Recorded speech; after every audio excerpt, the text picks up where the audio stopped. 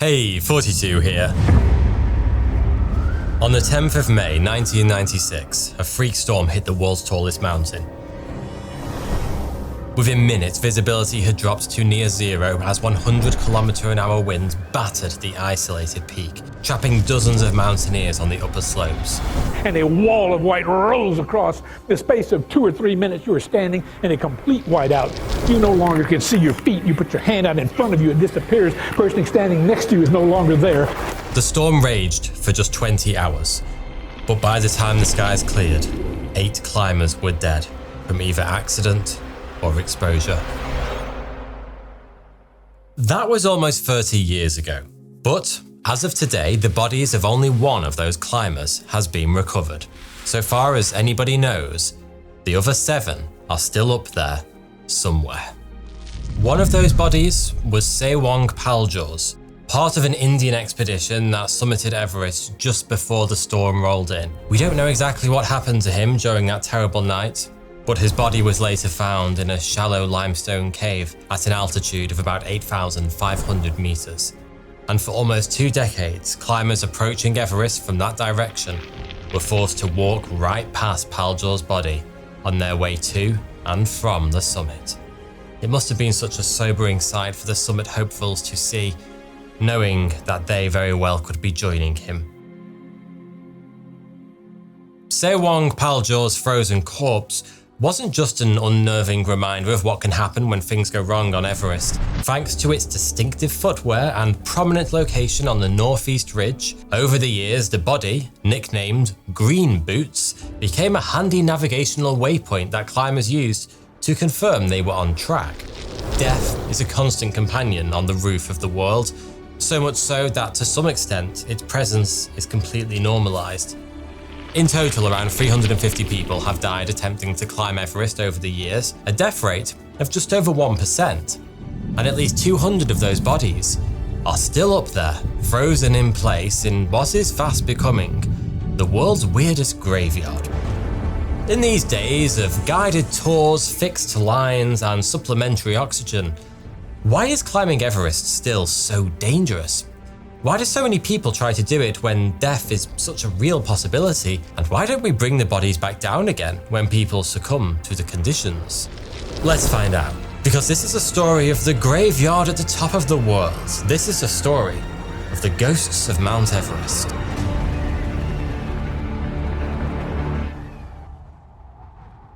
And now for a quick ad from Odoo. Odoo is an all-in-one management software that offers entrepreneurs a wide range of applications to simplify the day-to-day management of their business, including invoicing, accounting, project management, inventory, website creation, and much more. I used to go to lots of different providers for all my business applications, but now I can simplify it all together with Odoo. Odoo grows with you and allows you to add additional applications as you expand and your needs evolve. I particularly love using Odoo's website application. It's a powerful tool for efficiently creating a website quickly, easily, and for free. Get your website in just 4 steps. First, define the type of site, the industry, and your goals. Choose a color palette, or just upload your logo, add pages and features, and select a theme with a design and color scheme that perfectly suits your brand. You don't need any technical skills to customize your website. Every block can be seamlessly added anywhere on your site using an intuitive drag and drop. Best of all, Odoo allows you to create your website for free, including unlimited hosting and support. You also get a free custom domain for 1 year. So try out your first Odoo app free for life by clicking the link in the description today. Don't miss out. We human beings are a remarkably hardy bunch. Representatives of our species can be found almost everywhere, from the frozen tundra of Siberia to sweltering desert oases, from rainforest riverbanks deep in the Amazon to tiny island outposts adrift in the middle of vast oceans. But there are some environments so extreme that, tough though we are, we quite literally can't survive there. This is Shishapangma in the Himalayas.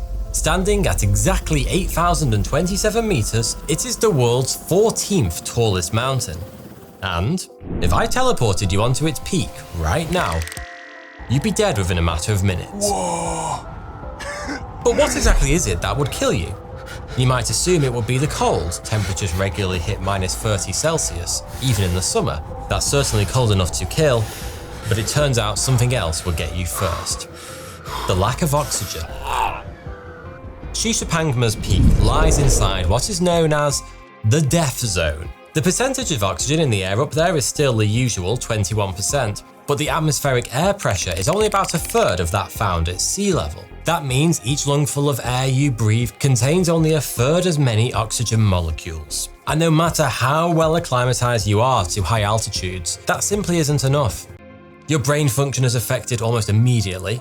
Confusion and dizziness sets in. Your decision making is impaired. Your coordination starts to fail and simple tasks suddenly feel impossible. The thought of food is completely repugnant to you, and if you're able to force yourself to put food in your mouth, chew it, and swallow it, your body will not digest it. The work of breathing is so great. You blow off up to 6 liters of water a day through respiration alone, and the effort it takes to melt ice back down into water is such that you never catch up and you are constantly dehydrated. One by one, your body's basic systems begin to shut down. And if you stay in the death zone for too long, that shutdown will become permanent. Death zone exposure can also trigger dangerous conditions, including high-altitude cerebral edema, where fluid leaks into the brain, and high-altitude pulmonary edema, where the lungs fill with fluid. Both can kill you in hours. Put very simply, the moment you step into the death zone, your body starts to die.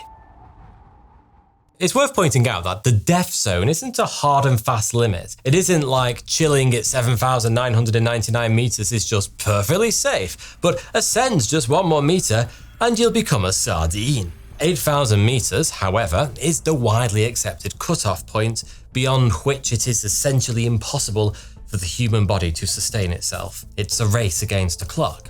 Climbers can extend their stay in the death zone by breathing supplemental oxygen through a mask. The vast majority of people who climb Everest these days do exactly that. But it's only a temporary solution. If your mask ices up and the juice stops flowing, it's going to be game over very quickly. As you breathe out, some of your breath is coming backwards in this direction, back into the reservoir. That ice will just build up and up and up until it becomes blocked, and these reservoirs would explode in some extreme cases. JHagueMedia is the smallest of the 14 mountains on Earth that stand over 8,000 meters tall. It only pierces that mark by the length of a Boeing 737. But at 8,849 meters, close to a vertical kilometer of Everest's upper slope lies within the death zone.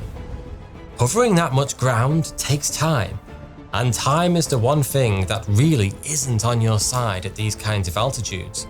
So, given how dangerous climbing Mount Everest clearly is, why do people still do it? Why climb a mountain where even on an expertly guided tour using fixed ropes, modern equipment and supplemental oxygen, you still have a better than 1% chance of dying? Well, it's quite simple really, because humans are a bit weird. We also like to show off, and we also like to push boundaries. It's the same innate drive that started the Olympics, and that got us to the moon.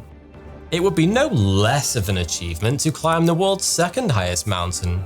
Actually, it would be far more of an achievement, because K2 is a much harder ascent than Everest, with a historical summit-to-death ratio of more than 20%. For better or worse, climbing Mount Everest has become something iconic, the most extreme thing that most of us could ever hope to do. During the 1977 climbing season, a grand total of 2 people reached Everest's lofty summit. In 2019, that number was just under 900. We've all seen crazy images like this one of log jams near the summit. These climbers are way up there in the death zone, where every minute counts. And yet they're standing in a queue like it's 2012 and the iPhone 5's about to be released. What are you gonna do with that $600 paperweight from here on? Put these two things together, the extreme danger and the ever-increasing number of people trying, and you have a recipe for a lot of dead bodies. It isn't a case of if people will die climbing Everest. It's very much when. Aside from 2020, when climbing the mountain wasn't possible due to the pandemic, the last season without a single fatality was way back in 1977. And as we've seen, only 2 people actually summited it that year. Since then, every single climbing season has seen fatalities, including a record of 17 in 2023. Since there are only a couple of standard routes up the mountain, many of these deaths occur in similar places. One area, high on the northeast ridge, just below the summit, has become known as Rainbow Valley, named because it's covered with multiple frozen corpses decked out in brightly coloured climbing gear. These days, seeing a dead body during a summit attempt isn't merely a possibility, it's almost expected. Actually, it's pretty much guaranteed. This gnarly video shows summit hopefuls hiking a matter of meters from the frozen corpse of another climber who sadly never made it back to base camp. But if things really are that bad up there, why isn't anyone doing anything about it? Because most of the time, it's simply too dangerous to risk it. Everest's upper slopes are so high that conventional helicopters can't reach them. The air's too thin to provide enough lift. Some specialized helicopters can fly that high, but they're extremely expensive. And most of the time it's either too windy or the terrain too rocky to attempt the helicopter rescue in the first place. That means recovery missions have to be carried out on foot, and the bodies of the dead brought down by hand. Rescue at 8,000 meters. Within 24 hours or so exposed on the mountain, a corpse will freeze solid in whatever position it came to rest. From that point on, it effectively becomes a very awkwardly shaped boulder, and with all the climbing gear plus excess ice, it can easily weigh upwards of 100 kilos. Older bodies are often frozen directly into the mountain, or partially buried in snow, meaning they have to be dug up or chiseled out before they can be moved, which can easily take 24 hours or more, and that's a dangerously long time at that kind of altitude. And extracting the body from the mountainside is nothing compared to trying to maneuver it safely down the mountain across steep, technical terrain. The whole process is so difficult that only a large team of the absolute best mountaineers, usually Sherpas, can even consider it. And even then, they're likely to be operating at the very limits of their endurance. This trip, we brought back 11,000 kilograms of trash and 5 bodies. There's also the moral aspect to consider. Carrying out a complex recovery operation in the death zone means exposing a lot of people to a serious amount of risk. In October 1979, German mountaineer Hannelore Schmatz became the 4th woman in history to summit Mount Everest.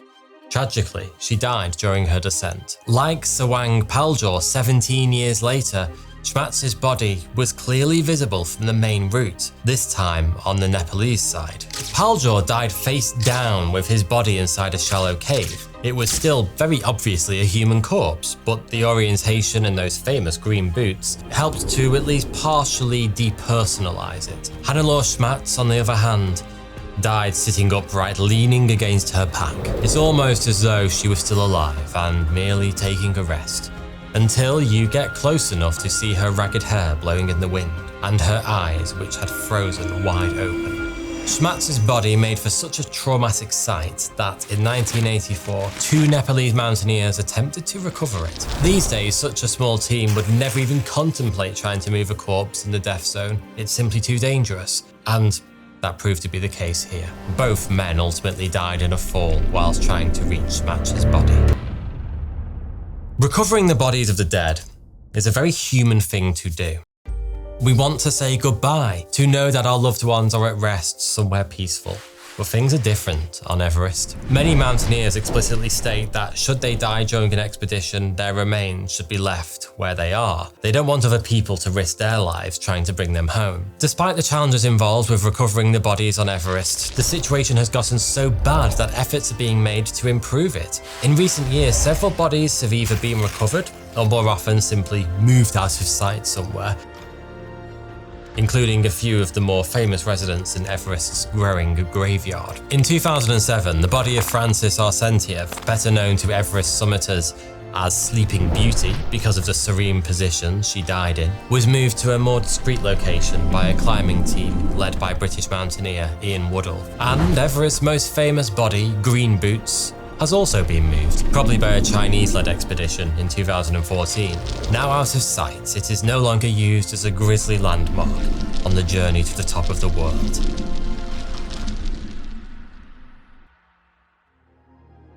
Everest is seen as the ultimate bucket list adventure, a once-in-a-lifetime chance to stand on top of the world. But this is a mountain that doesn't care why you came or how much you've paid, and it doesn't forgive mistakes. For the lucky, reaching the summit is a moment of triumph, the high point of their entire lives. The stars above you shine with such an incredible brilliance, reflected in that cold blue ice beneath your feet. For the unlucky, the top of the mountain is also the end of the road. And they are so close to you that you can just reach up, pluck them one at a time from the heavens, place them in your pocket.